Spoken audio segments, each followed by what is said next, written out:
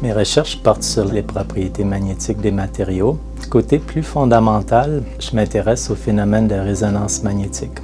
Du côté un peu plus appliqué aussi, je développe des capteurs de champs magnétiques très sensibles qui peuvent être utilisés dans des technologies, soit des applications pour la sécurité ou des technologies biomédicales. C'est comme une boussole, puis elle va suivre les lignes de champ.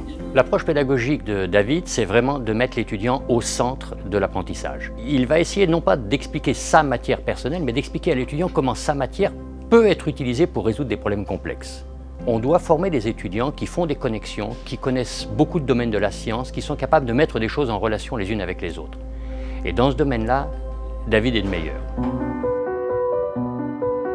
David a une énorme culture, il fait des ponts entre la science, le génie.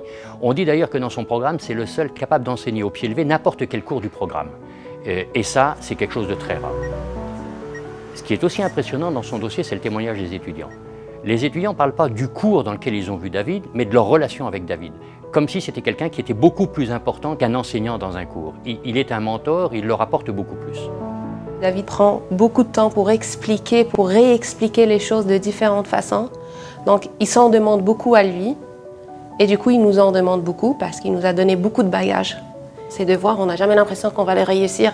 Mais quand on les réussit, on est tellement fiers parce qu'on vient de réussir un chef-d'œuvre. Parce que ces devoirs, c'est vraiment des chefs-d'œuvre. Si on regarde la résistivité, elle étant la dimension. J'arrive avec un plan en classe avec la matière que j'aimerais passer. Mais habituellement, c'est lorsque les étudiants posent leurs questions eux-mêmes, on va prendre toutes sortes de chemins, mais finalement, on va aller rejoindre la matière, on va couvrir ce qu'on voulait couvrir, sauf que c'est venu des étudiants, puis là, ça fonctionne. Chacun a ses préconceptions aussi par rapport à la matière. Ça, c'est un gros défi, d'être capable d'arriver à rejoindre chacun tout en s'adressant à une classe. Puis lorsqu'on met les choses à l'échelle, on avait vu... Il mérite d'être reconnu par l'université, comme il est reconnu déjà par ses étudiants. Il y a beaucoup de témoignages dans son dossier, de gens qui sont professeurs, qui disent « c'est de lui dont je me souviens ».